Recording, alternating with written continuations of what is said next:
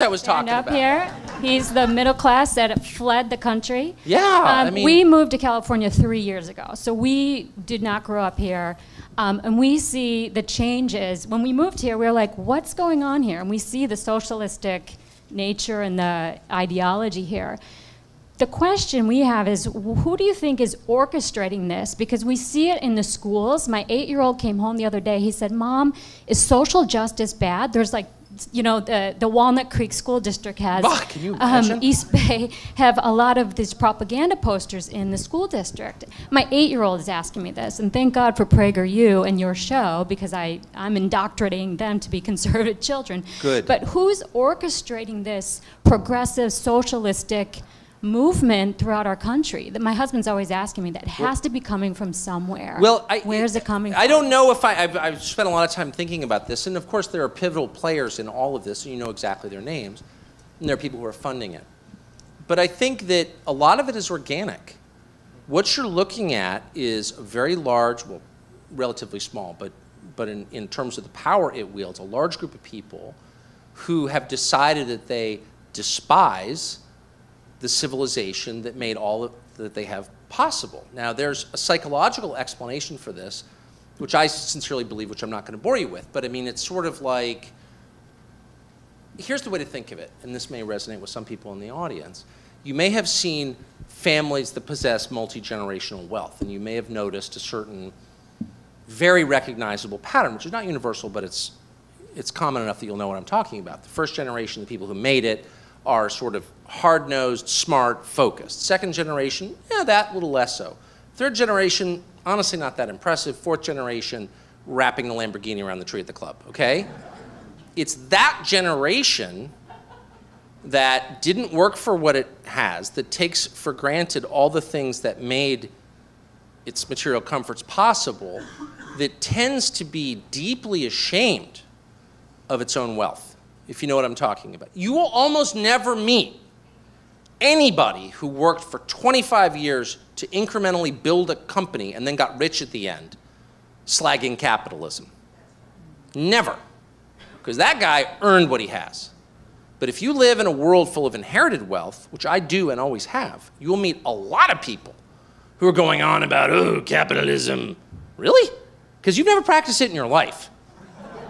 You're living paying half the tax rate that I pay, because we tax capital at half the rate of labor, as you well know, at my rate. And you're sitting around, you hate yourself because you're a loser who got your money without putting in the required effort, and you're filled with guilt about it. Multiply that times a whole ruling class. That's exactly what you have. So you never meet anybody like who came here. One of the things I really like, I mean, I think we should control who comes here for sure. But when you see successful immigrants, you never hear them say anything like that. You never hear them going on about social justice. Well, you're married to one. What am I saying? I'm sorry, I don't need to tell you that. Exactly.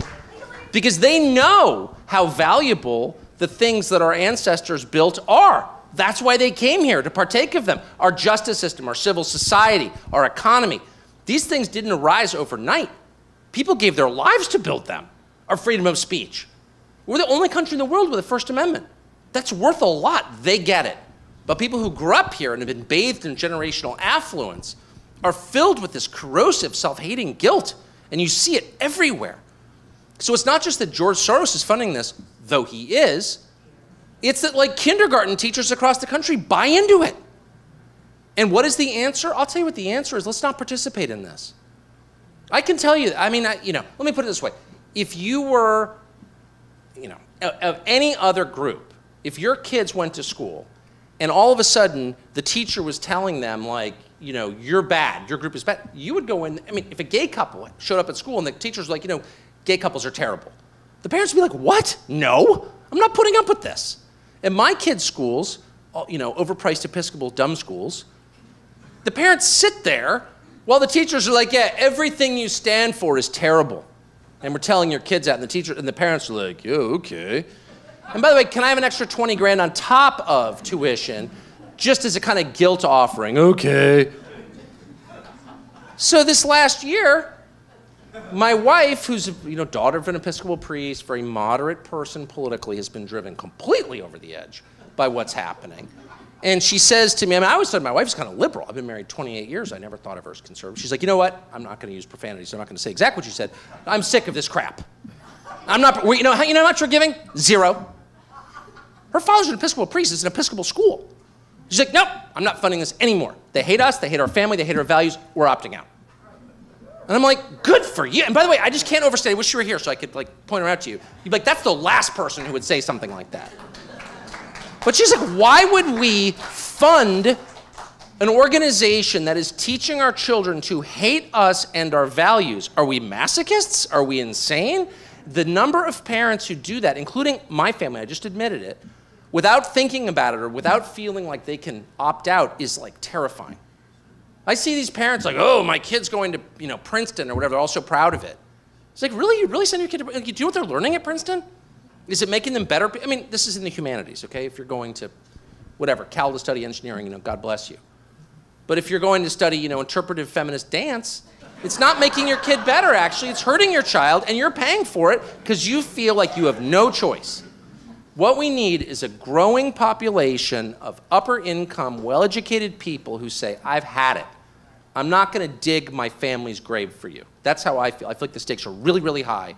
We lie to ourselves and say they're not high. Oh, it'll be fine. And the last thing I'll say really quick, a mistake that I made is I felt like as a conservative who has a libertarian temperament, I have no desire to control other people, it's just how I'm made, I didn't want to like propagandize my kids.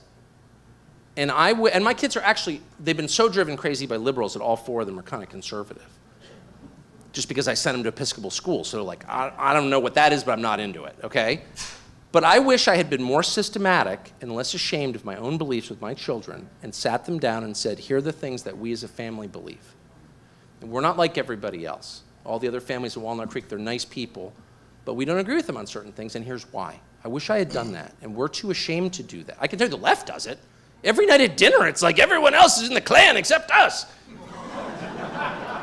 I'm serious, and they raise generations of extremists. I don't want extremists in my house, but I want people who understand what our family believes and why we're a little different from everyone else in Walnut Creek or Atherton or wherever you live. There's nothing wrong with that. We should do that. Amen. Ha!